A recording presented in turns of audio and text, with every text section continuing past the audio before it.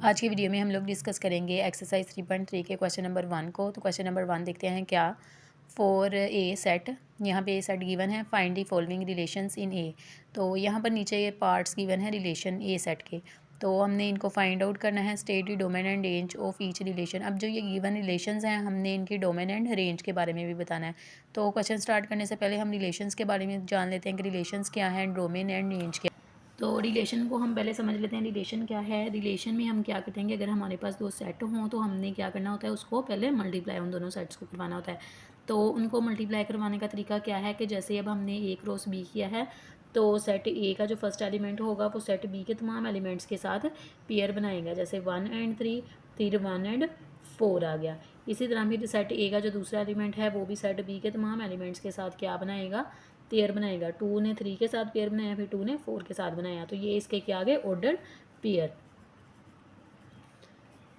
तो अब आपने क्या करना है कि रिलेशन होता क्या है। अब आपने जो इन दोनों सेट्स को मल्टीप्लाई किया तो इनका ऑर्डर पेयर आ गया। इन ऑर्डर पेयर्स के कुछ सब सेट्स होंगे, जैसे कि 1 एंड 3 है, 1 एंड 4 है, ये इसके क्या हैं, सब सेट हैं। तो ये इसके क्या होंगे, रिलेशन होंगे। इसी तरह आप 1 एंड 4 एंड 2 एंड 3 को ले सकते हैं। अकेले आप 1 एंड 4 को भी ले सकते हैं, 2 एंड 3 को भी ले सकते हैं, 2 एंड 4 को भी ले सकते हैं, या इनमें से किसी 3 पेयर्स को ले सकते हैं। तो ये आपके पास क्या होंगे, रिलेशन। अब बाकी आप लोग क्वेश्चन सोल्व जब करेंगे तो आपको रिलेशन, डोमेन एंड रेंज की मज़ीद समझ आ जाएगी। तो हम लोग करते हैं क्वेश्चन नंबर 1। तो इसमें क्या करना है, पहले तो हम लोगों ने ए क्रॉस ए, तो रिलेशन का क्या मतलब होगा कि हम इसे क्या करवाएंगे, मल्टीप्लाई करवाएंगे। अब आपने ए को ए के साथ ही क्या करवाना है, मल्टीप्लाई करवाना है। तो यहाँ पर देखते हैं सेट ए के एलिमेंट्स क्या थे, 1 2 3 एंड 4। इसी तरह अब हमने लिख लेना है सेट ए को दोबारा, क्योंकि सेट ए को ए से ही मल्टीप्लाई करवा रहे हैं। 1 2 3 4। अब इस रिलेशन को लिखने का तरीका ये है कि आपने यहाँ पे ब्रैकेट लगा ली, फिर आपने क्या करना है कि जो फर्स्ट सेट है ना, उसके जो फर्स्ट एलिमेंट है उसको आपने सेकंड सेट के तमाम एलिमेंट्स के साथ लिखना है। तो इसको कैसे लिखेंगे, आप छोटी ब्रैकेट का इस्तेमाल करते हुए छोटी ब्रैकेट लगाएंगे और आप फर्स्ट एलिमेंट लिख लेंगे इस सेट का। तो ये क्या था, 1 था। अब आपने इसको लिखना है इस सेट के तमाम एलिमेंट्स के साथ, तो यहाँ पर क्या आएगा, 1। इसी तरह दोबारा अब आपने यहाँ पे कोमा भी लगाना है, इधर भी कोमा लगाना है और ब्रैकेट के बाद भी कोमा लगाना है। अब नेक्स्ट ब्रैकेट और लगाएंगे हम, फिर आपने इसी एलिमेंट को लिखना है 1 को। अब आपने इस सेट के सेकंड एलिमेंट को लिखना है, कोमा लगाएं, 2 आ गया, फिर आ गया कोमा। इसी तरह अब आपने नेक्स्ट क्या करना है, 1 को ही लिखना है, फिर आपने इस सेट के तीसरे एलिमेंट को लिखना है 3, फिर कोमा आ गया। फिर आपने क्या, अब आपने क्या करना है कि सेकंड एलिमेंट को लेना है 2 को। अब आपने 2 के साथ इस सेट के तमाम एलिमेंट्स को लिखना है, तो पहले लिखेंगे 2 कोमा, फिर क्या आएगा, इस सेट का फर्स्ट एलिमेंट 1 आ गया। इसी तरह कोमा आएगा, फिर लिखेंगे हम 2, तो इस सेट का दूसरा एलिमेंट आ गया यानी कि 2। अब आपने फिर इसे 2 को लिखेंगे, फिर तीसरा एलिमेंट आ गया 3, फिर नेक्स्ट 2 को किसके साथ लिखेंगे, 4 के साथ लिखेंगे। अब यहाँ पे 2 वाला एलिमेंट भी क्या हो गया, ख़त्म हो गया। अब आपने तीसरा एलिमेंट लेना है 3। अब 3 को भी आप इस सेट के सारे एलिमेंट्स के साथ लिखेंगे, तो क्या लिखेंगे, 3 1 3 2 3 3 3 4। अब ये तीसरा एलिमेंट भी हमारा कंप्लीट हो गया। हमने अब लेना है चौथा एलिमेंट, चौथे एलिमेंट को भी सेट के सारे एलिमेंट्स के साथ लिखेंगे, 4 1 4 2 4 3 4 4। तो ये ए क्रॉस ए का क्या आ गया है, आंसर, यानी कि हमने ए क्रॉस ए को फाइंड आउट कर लिया है। अब हम अपने रिलेशंस को फाइंड आउट करते हैं। पार्ट 1 है, उसमें हम लोगों ने रिलेशन देखना है एक्स और वाई का। तो ये रिलेशन क्या बताया है कि जिसमें एक्स बराबर हो वाई के। तो आपने यहाँ पे इसके सारे रिलेशंस निकालनी हैं। आपने देखना है कि कहाँ कहाँ पर एक्स और वाई की वैल्यू क्या है, बराबर है। तो यहाँ पर जो फर्स्ट एलिमेंट है वो एक्स है और दूसरा एलिमेंट क्या है, वाई है। तो इसमें आप पूरे में से ढूंढेंगे कि कहाँ पे एक्स और वाई की वैल्यू क्या है, बराबर है। तो हम इसे लिखते हैं, यहाँ पे एक वैल्यू बराबर है एक्स और वाई की, 1 और 1। फिर नेक्स्ट यहाँ पे 2 वाली वैल्यू, यहाँ पे भी एक्स और वाई की वैल्यू क्या है, बराबर। तो हम इसे लिख लेंगे 2 एंड 2। फिर नेक्स्ट क्या है, 3 एंड 3, तो आप इसको भी लिख लेंगे 3 एंड 3। फिर उससे अगली वैल्यू भी देखने हैं कोई, यहाँ पे लास्ट पे है 4 एंड 4, जहाँ पे x एंड y की वैल्यू क्या है बराबर।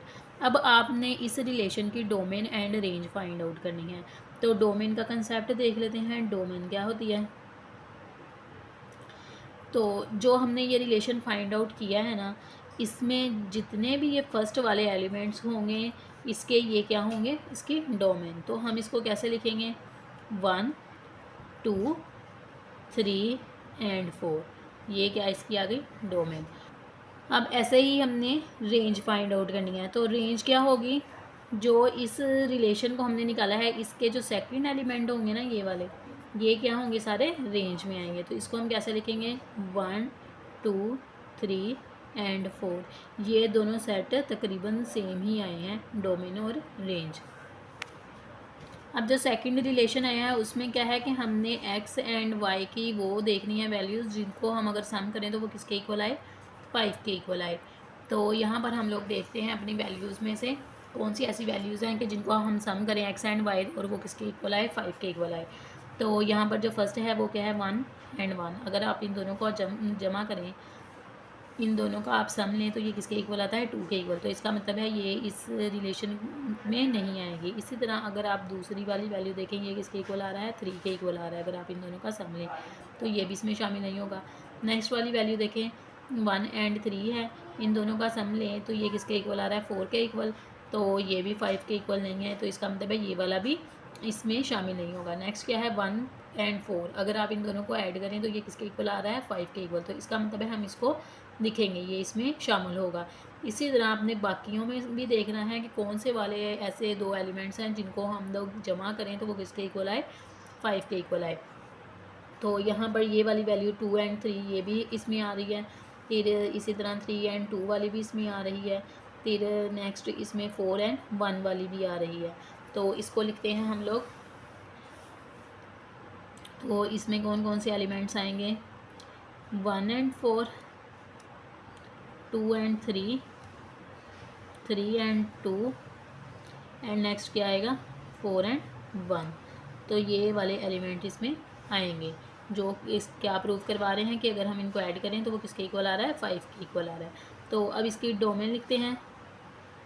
तो इसकी डोमेन क्या आएगी, इसी के जो फर्स्ट वाले एलिमेंट्स होंगे वो इसकी क्या होंगे, डोमेन। तो क्या है, 1 2 3 एंड 4। और नेक्स्ट अब हमने इसकी क्या लिखनी है, रेंज। तो रेंज में हम लोग क्या लिखते हैं, जो सेकंड वाले एलिमेंट्स होते हैं, 4 3 2 एंड 1। तो इसको हम लोग लिख लेते हैं 4 3 2 एंड 1। तो ये इसका आ गया आंसर। रिलेशन क्या है कि एक्स एंड वाई को अगर हम ऐड करें तो वो लेस आए 5 से। तो अब हमने ऐसे सेट लिखने हैं कि एक्स एंड वाई की वैल्यूज़ को हम ऐड करें तो लेस आए 5 से। तो उनको यहाँ पर जो फर्स्ट वाली वैल्यू है 1 एंड 1, अगर हम इन दोनों को ऐड करें तो ये आएगा 2 के इक्वल, यानी कि ये 5 से लेस है, तो इसमें ये भी शामिल होगा। फिर नेक्स्ट है 1 एंड 2, तो इसमें ये भी शामिल होगा क्योंकि ये 3 के इक्वल आ रहा है, तो ये भी 5 से क्या है, लेस। फिर नेक्स्ट जो है वो क्या है, 1 एंड 3, इनको ऐड करें तो ये 4 के इक्वल आ रहा है, तो इसमें ये भी शामिल हो रहा है। तो उससे अगली जो वैल्यू है 1 एंड 4, अगर हम इनको ऐड करें तो ये 5 के इक्वल आ रहा है, तो ये उसमें शामिल नहीं होगा।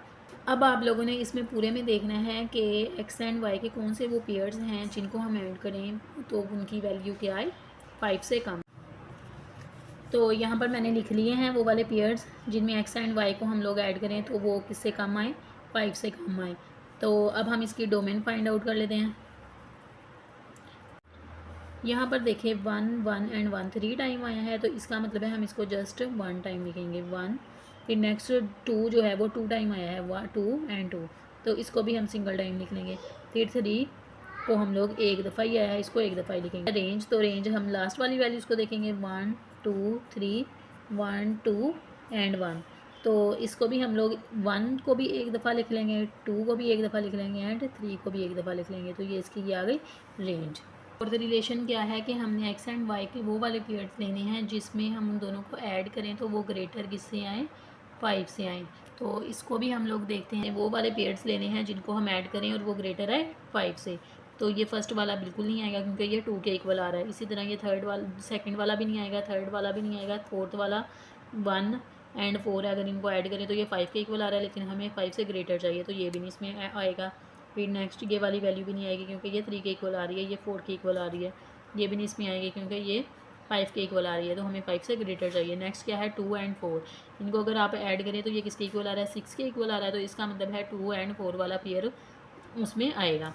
फिर नेक्स्ट 3 एंड 1 ये नहीं आएगा, 3 एंड 2 ये भी नहीं आएगा, 3 एंड 3 6 के इक्वल आ रहा है, तो ये उसमें आएगा। इसी तरह 3 एंड 4 आएगा, 4 एंड 2 आएगा, 4 एंड 3 आएगा, 4 एंड 4 आएगा। इस रिलेशन को लिख लिया है और इसकी अब हम लोग लिखते हैं डोमेन एंड रेंज।